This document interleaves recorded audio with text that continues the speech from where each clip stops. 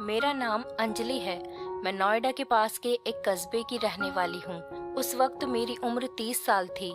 मेरी एक बेटी थी जिसकी उम्र 10 साल थी और मेरे पति का नाम राकेश था, जो कि ऑटो चलाता था। मेरे पति को हमेशा से ही बेटे की बहुत ख्वाहिश थी, लेकिन जब मेरी बेटी इस दुनिया में आई तो डॉक्टर्स ने कह दिया कि मैं इसके बाद दोबारा कभी माँ नहीं बन सकती। बच्चे की और माँ की जान बच गई, यही काफ़ी है। मेरे पति ने सबके सामने कह दिया था कि अब ये दोनों भी मेरे किसी काम की नहीं है। मैंने शादी इसलिए कम उम्र में की थी कि जल्दी जल्दी मेरा बेटा पैदा हो जाएगा तो मेरे साथ खड़ा होगा, क्योंकि मेरा तो कोई सगा भाई भी नहीं था। लेकिन इस औरत ने तो मेरी सारी उम्मीदें ही तोड़ दी। अब मैं इससे छुटकारा पाकर जल्द से जल्द दूसरी शादी करूंगा। पर 12 साल हो गए, मेरे पति ने मुझे अभी तक नहीं छोड़ा और ना ही किसी से दिल लगी की। इसीलिए नहीं कि वो मेरे साथ बहुत ही ज्यादा वफादार था, बल्कि इसलिए क्योंकि उसे पता था कि उसे अब कोई भी अपनी बेटी का रिश्ता नहीं देगा। वो पूरे मोहल्ले और रिश्तेदारों में एक लापरवाह इंसान मशहूर था। उसने अपना ऑटो भी बेच दिया था। मैं घर में कपड़े सिलाई किया करती थी और उसी से घर चलता था। कभी कभी वो कहीं से थोड़े बहुत पैसे ले आता था, लेकिन वैसे सबको ही पता था कि उसकी कोई पक्की कमाई नहीं है। जाहिर है, अगर कोई अपनी बेटी देगा तो कमाई तो जरूर पूछेगा और साथ में ये भी देखेगा कि पहली पत्नी से तलाक क्यों ले ली है। इधर अब मेरी बेटी भी मेरे कद जितनी होती जा रही थी, जिसका नाम मैंने डिम्पल रखा था। बहुत ही ज्यादा खूबसूरत, दुबली पतली थी और ये बड़ी ही अजीब बात थी कि हमारे खानदान में ये पहली लड़की थी जिसका रंग भी बहुत ज्यादा गोरा था। लेकिन मेरी बेटी बहुत ज्यादा मासूम थी, क्योंकि मैंने सारी जिंदगी उसे अपने सीने से लगाकर छुपा कर रखा था, ये सोचकर कि मेरी एक ही बेटी है, दोबारा कोई बच्चा नहीं हो सकता। अगर उसे भी कुछ हो गया तो मैं तो बे औलाद हो जाऊंगी। इसीलिए मैंने उसे सारी जिंदगी जरूरत से ज्यादा ही हिफाजत से पाल कर रखा था और उसका नुकसान ये हुआ था कि वो जरूरत से ज्यादा ही मासूम थी। उसे किसी बात का पता ही नहीं था। मैं उसको लड़कियों के साथ खेलने जाने के लिए भी नहीं छोड़ती थी। इस तरह उससे किसी की दोस्ती नहीं हुई और उसने मोहल्ले की लड़कियों के साथ ज्यादा वक्त नहीं गुजारा। मैं उसे शादियों में भी नहीं लेकर जाती थी और इसके अलावा हम गरीबों का और कौन सा आना जाना होता है। लेकिन मैं सोचती रहती थी कि मैं उसके साथ हूँ, सारी जिंदगी मैं उसका ख्याल करूँगी। मैं तो उसे बाहर के खतरों से बचा रही थी। मुझे क्या पता था कि कभी कभी खतरे अंदरूनी भी होते हैं। खैर, ये तो एक लंबी बात है।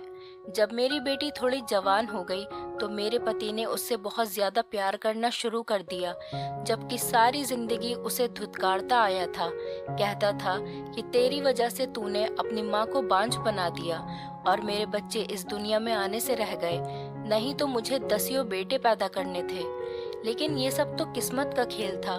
मैं कहती थी कि इसमें मेरी बेटी का कोई कसूर नहीं था, लेकिन अभी तक वो मेरी बेटी से नफरत करता था, उसे ताने देता था, उसे अपने साथ कहीं लेकर नहीं जाता था, उसे अपनी बेटी नहीं मानता था, उसके सर पर प्यार से कभी हाथ भी नहीं रखता था। लेकिन आज तो मैं सामने का मंजर देखकर हैरान रह गई। वो मेरी बेटी को अपने पास बैठाकर बैठा था और उससे बहुत प्यार से बात कर रहा था और कह रहा था कि तुम्हारे लिए क्या लेकर आऊं, 1-2 दिन के लिए शहर जा रहा हूँ। मेरी बेटी भी हैरान नजर आ रही थी। उसने कोई चीज बता दी और उठकर अपने कमरे में चली गई। मैंने अपने पति से कहा कि क्या बात, आजकल बहुत प्यार आ रहा है अपनी बेटी पर। तो कहने लगा कि बस अब मैं बूढ़ा हो गया हूँ और मुझे एहसास हो गया है कि हमारे बुढ़ापे का सहारा है। मैं भी तो पागल था, बस यही सोचता था कि नस्ल बढ़ जाएगी, लेकिन अगर ये मेरे नसीब में ही नहीं है तो मैं क्या कर सकता हूँ। मैंने तेरे साथ नहीं, ऊपर वाले के साथ जिद लगाई थी और ईश्वर के साथ जिद नहीं लगानी चाहिए। अभी ये मेरी बेटी है और मैं इससे बहुत ज्यादा प्यार करूंगा। ये सुनकर मेरी आंखों में आंसू आ गए।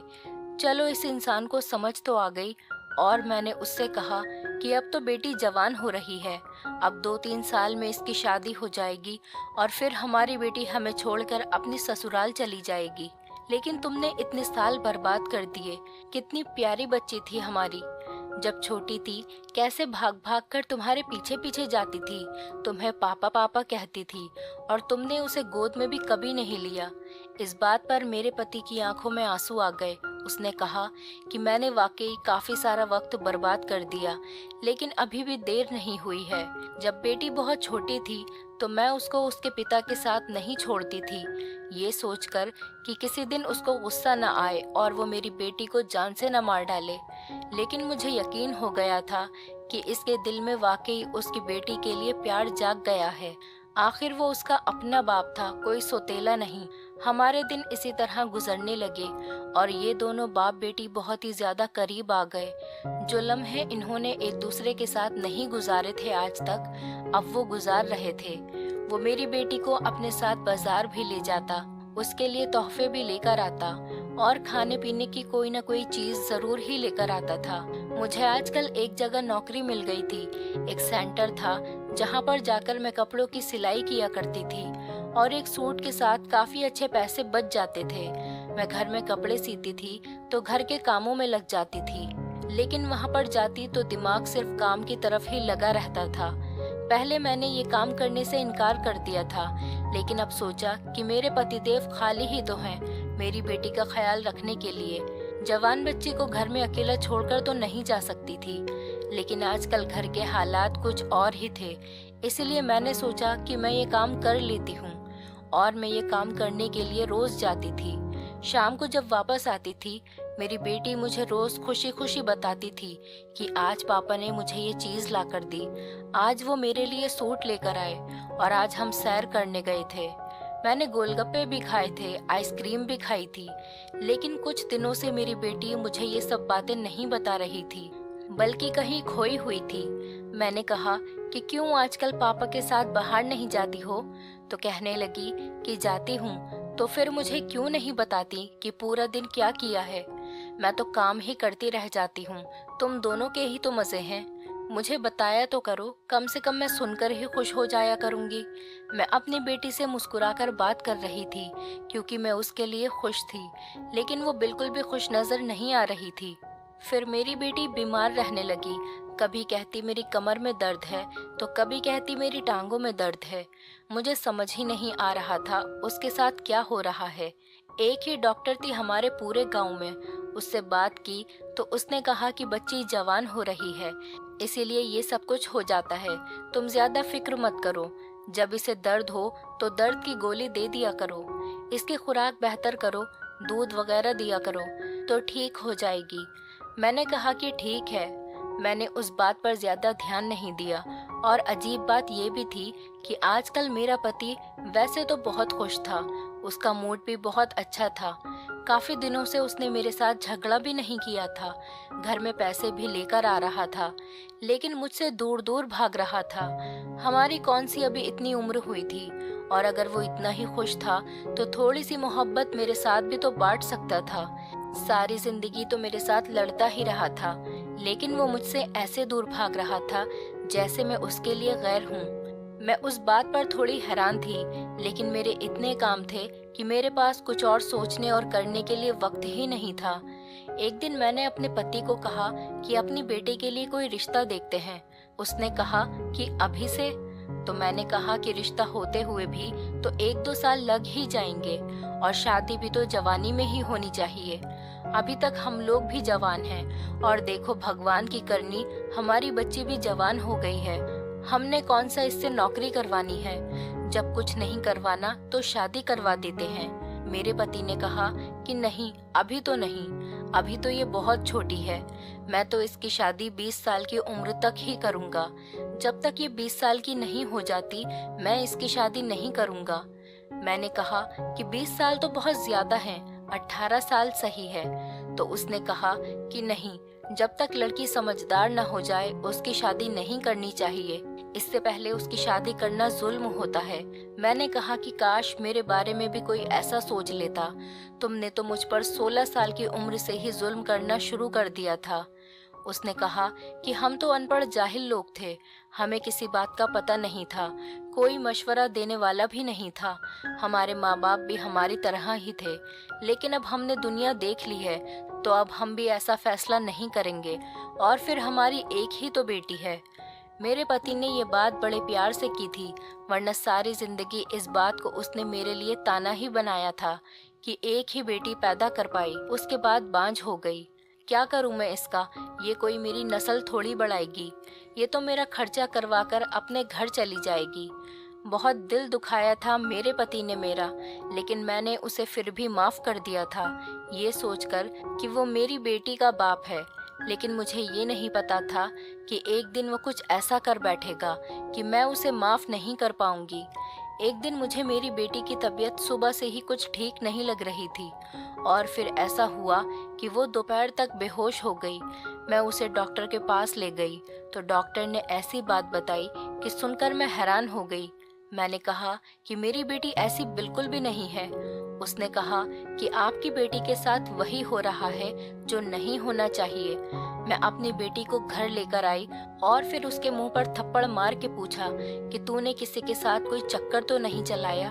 वो मेरे पैरों में गिरकर रोने लगी कि मैंने ऐसा कुछ भी नहीं किया माँ। फिर उसने मुझे ऐसी बात बताई कि आज ऐसा लगा कि जैसे आसमान मेरे सर पर गिर गया हो, मेरे पैरों के नीचे जमीन ही ना हो और दुनिया के सारे पत्थर मुझे लग रहे हैं। मेरी आंखें भर गईं। मैंने अपने आप को कमरे में बंद कर लिया और 2 घंटे के बाद बाहर निकली और बेटी से पूछा कि झूठ तो नहीं बोल रही। उसने कहा कि सच बोल रही हूँ माँ, मेरी बात का यकीन कीजिए। फिर रात को मेरे पति ने ऐसा मंजर देखा कि वो हैरान रह गया। मैंने अपनी बेटी को अपने कमरे में सुलाना शुरू कर दिया। मेरे पति ने कहा कि उसको यहाँ क्यों सुलाया है, इसका तो अपना कमरा है। मैंने कहा कि अब से ये यहीं सोया करेगी। उसने कहा कि फिर मैं कहाँ जाऊं? तो मैंने उससे कहा कि तुम्हारी जहाँ मर्जी वहाँ चले जाओ। मेरे पति ने कहा कि तुझे क्या हो गया है, तूने अपना मुंह क्यों बना रखा है? मैंने कहा कि मैंने मुंह नहीं बनाया, मैं अपनी बेटी को गले से लगाकर ही सोऊंगी। और अभी भी मेरी आंखों से आंसू निकल रहे थे। अगले दिन से मैंने काम पर जाना भी छोड़ दिया और फिर से घर में ही कपड़े सीने लगी। मेरे पति ने कहा कि काम पर क्यों नहीं जा रही? तो मैंने कहा कि काम छोड़ दिया। मेरी इस बात पर वो बहुत हैरान हो गया। उसने कहा कि इतना अच्छा काम तुमने क्यों छोड़ दिया? मैंने कहा कि हाँ, मैंने छोड़ दिया, और वैसे भी तुम्हें क्या, अच्छा हो या बुरा, मेरा दिल नहीं किया करने का तो मैंने छोड़ दिया। और तुम भी अपने ऊपर तवज्जो दो, जो तुम कर रहे हो अच्छी बात नहीं है, इसीलिए अपने आप को बदलो। ये सुनकर मेरे पति ने मुझे हैरानी से देखा। पता नहीं क्या बोलती रहती है ये पागल औरत। दरअसल उसको मेरी बातें समझ में आ गई थी। इतना तो वो कोई छोटा बच्चा नहीं था। मेरा इशारा यही था कि वो अपने आप को सुधार ले और वो इस बात पर लड़ाई करता कि इसको कमरे से निकालो। मैंने अपने पति से कहा कि मुझे कोई ज़रूरत नहीं है तुम्हारी, और वैसे भी तुम्हारा मेरे बगैर गुजारा होता है, तो अब क्या है? उसने कहा कि पत्नी हो तुम मेरी, मुझे तुम्हारी ज़रूरत है। मैंने कहा कि मुझे तुम्हारी ज़रूरत नहीं है, मेरी बेटी मेरे साथ ही सोएगी। अगर तुमको कोई मसला है तो फिर मैं अपनी बेटी के कमरे में चली जाती हूँ। लेकिन उस कमरे के अंदर दरवाज़ा नहीं था, इसलिए मैं वहाँ नहीं जाना चाहती थी। हम लोग गरीब थे, हमसे एक दरवाज़ा भी लगाया नहीं जा रहा था। दिन इसी तरह गुजरने लगे और मेरी बेटी की तबीयत ठीक होने लगी। मैं घर में काम नहीं करती थी, इसीलिए मुझे बहुत नुकसान हो रहा था। हमारे घर के हालात फिर से खराब हो गए। मेरे पति ने सामान लाना फिर से छोड़ दिया। अब मैं उसके साथ अपनी बेटी को कहीं बाहर नहीं जाने देती थी। मैं कमरे में सुकून से सो रही थी। मैंने खाना बनाकर पहले ही किचन में रख दिया था। मेरी बेटी ने मुझे जगाया और कहा, माँ भूख लगी है, आकर खाना खा लो। मेरा पति भी बाहर बैठा था। हम लोगों ने मिलकर खाना खाया और उसके बाद मुझे होश ही नहीं रहा कि मैं कहाँ हूँ। आधी रात को मेरी आँख खुली तो ये देखकर कदमों तले से जमीन निकल गई कि मेरी बेटी तो मेरे पास नहीं थी। मैं फौरन उठी और बाथरूम की तरफ गई कि शायद वो बाथरूम में होगी, लेकिन वहाँ पर भी नहीं थी। इसके बाद मैंने ऐसा मंजर देखा कि मेरे कदमों के नीचे से जमीन निकल गई। मेरी बेटी अपने कमरे में सो रही थी और मेरा पति चारपाई पर बैठा था। मैं उसे कुछ पल देखती रही। उसने कहा, क्यों पागलों की तरह घूर के देख रही है? उसने कहा कि जाकर सो जा चल और यहाँ से जा। उसने खाने में नींद की दवाई मिलाई थी वरना मुझे कभी भी ऐसी बेहोशी वाली नींद नहीं आती थी। मुझे पता ही नहीं चला कि मेरी बेटी कब उठकर गई। सुबह मेरी बेटी को बुखार था और उसको होश ही नहीं आ रहा था। मैं बहुत ज़्यादा परेशान थी। एक मोहल्लेदार औरत को उसके पास बैठाया और दिल में एक फैसला कर लिया। मैं मोहल्ले में गई और पाड़ वाले की दुकान से फावड़ा ले आई। रात को पूरे मोहल्ले की बिजली खराब थी, लेकिन सर्दियाँ थीं, इसीलिए सब लोग सुकून से सो रहे थे। हर तरफ सन्नाटा पसरा हुआ था। बहुत खामोशी सी छाई हुई थी। सुबह हुई तो मेरी आंख जल्दी ही खुल गई थी और मैं अपने काम में व्यस्त थी। लेकिन अचानक दरवाजे की कुंडी बजी। बजाने वाले का अंदाज ऐसा लगता था कि जैसे वो कोई पुलिस वाला हो या फिर कोई डाकू। बहुत ही बुरी तरह से कुंडी बजा रहा था। मैं घबरा गई और मैंने फैसला कर लिया कि मैं दरवाज़ा नहीं खोलूंगी। मेरी बेटी भी उठ गई और उसने कहा कि माँ, क्या हो रहा है और आप क्या कर रही हैं? ये आंगन क्यों खुदा पड़ा है और पापा कहाँ हैं? मैंने कहा कि उस आदमी को पापा कहने की ज़रूरत नहीं है। मेरी बेटी ने मुझे देखा तो उसके मुंह से चीखें निकल गईं। उसने कहा कि आपके कपड़ों पर ये क्या लगा हुआ है? मैंने कहा कि पागल, ये तो बाथरूम में गिर गई थी ना, इसलिए कई जगह चोटें लग गई हैं और यही वजह है कि मेरे कपड़ों पर ये सब लग गया है। तुम घबराओ नहीं, मैं तेरी माँ हूँ ना, मैंने सब कुछ ठीक कर दिया है। लेकिन बाहर बार बार कुंडी बज रही थी। उसने कहा कि दरवाजे पर कौन है और ये हमारे घर का दरवाजा क्यों तोड़ रहे हैं? मैंने कहा कि अपना सामान उठा और बराबर वाली आंटी के घर चली जा और वहाँ पर ही रहना जब तक कि मैं तुझे लेने के लिए नहीं आती। मैं बहुत घबरा गई और मैंने उसका थोड़ा बहुत सामान पैक कर दिया और बराबर वाली के घर भेज दिया। वो मेरी बहुत अच्छी सहेली थी। मैंने अपनी सहेली को अपने सारे जेवर और जमा किए हुए सारे पैसे दे दिए। मैंने कहा कि जब तक मेरी बेटी तुम्हारे पास है, इसका बहुत ज़्यादा ख्याल रखना और ज़रूरत पड़ने पर कुछ दिनों के लिए इसे दूर भेज देना और इसको यहाँ से लेकर चली जाओ। और तू हमेशा कहती थी ना कि ये तुझे अपने बेटे के लिए बहुत पसंद है, तो इसे अपनी बहू बनाना और हमेशा अपने पास रखना। मेरी सहेली को सब कुछ पता था कि मैंने क्या किया है। सच्ची सहेली होने की वजह से वो मुझसे ये वादा करके गई कि मेरी बेटी का बहुत अच्छे से ध्यान रखेगी, अपनी औलाद से भी ज्यादा। और अब मेरी बेटी उसके हवाले थी। मेरे पास खोने के लिए कुछ भी नहीं था। मैं घर में बिल्कुल अकेली थी। लोग बार बार कह रहे थे कि बहन, दरवाज़ा खोलो, नहीं तो हम दरवाज़ा तोड़ देंगे। और जब मैंने दरवाज़ा नहीं खोला तो उन्होंने दरवाज़ा तोड़ने की तैयारी कर ली। मैं डरी हुई थी, पर जिसका डर था वो तो पहले ही हो चुका था। मैंने अपने आंसू साफ कर लिए।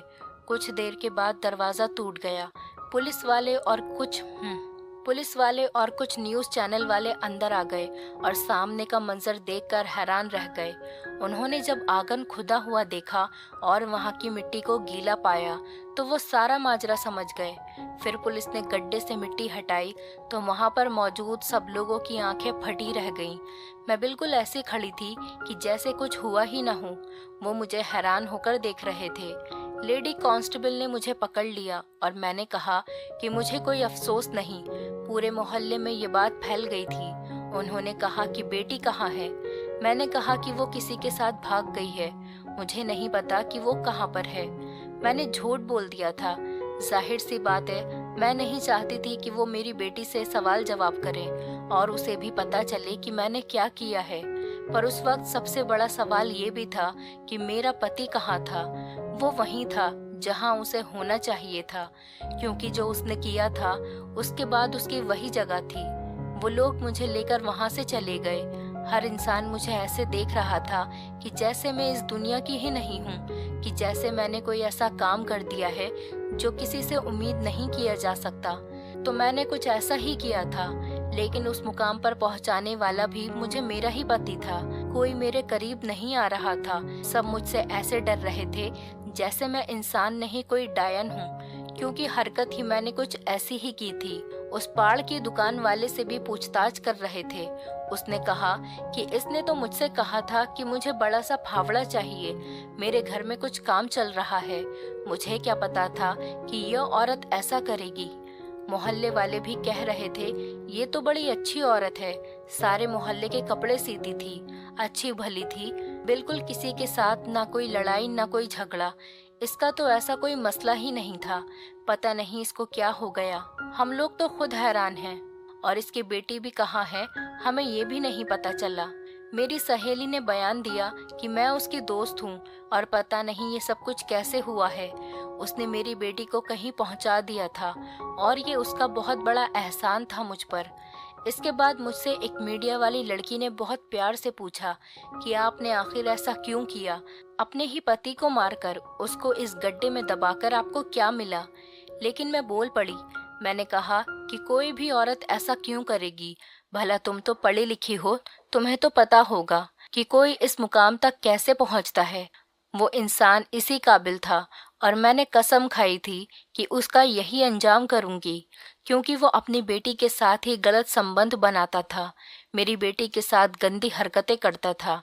मुझे लगा उसकी मोहब्बत जाग गई है, लेकिन उसकी मोहब्बत नहीं जागी थी, उसके अंदर की हैवानियत जाग गई थी। इसीलिए मैंने उसे मारकर बिल्कुल ठीक किया। जब ये बात सामने आई तो लोग भी यही कहने लगे कि मैंने बिल्कुल ठीक किया है। इस समाज को भी तो पता चले कि किसका साथ देना है। लेकिन अब सारे लोग मेरे साथ थे। उनका कहना था कि तुमने बहुत अच्छा किया, इसको सबके लिए सबक बना दिया। और अब सब ये सोच रहे थे कि आखिर वो किस किस्म का बाप था। सौतेला तो नहीं था, उसका अपना सगा बाप था। फिर भी उस मुकाम तक कैसे पहुंच गया कि उसने ये हरकत कर ली। मुझ पर मुकदमा भी चला और फिर सज़ा भुगतने के बाद मुझे कुछ सालों के बाद ही छोड़ दिया गया। जब वापस आई तो मेरी बेटी अपनी शादीशुदा जिंदगी में बहुत खुश थी और उसका एक प्यारा सा बेटा भी था। मैंने उससे कहा कि उसकी बहुत अच्छी परवरिश करना। मेरी बेटी मुझसे गले लगकर फूट फूट कर रो रही थी, क्योंकि उसे अखबार के जरिए सब कुछ पता चल गया था। दोस्तों, उम्मीद करती हूँ आपको हमारी कहानी पसंद आई होगी। कहानी पसंद आई है तो वीडियो को लाइक करें, चैनल पर नए हैं तो चैनल को सब्सक्राइब करें और हाँ, नोटिफिकेशन बेल को ज़रूर दबाएं ताकि अगली अपडेट सबसे पहले आपको मिले।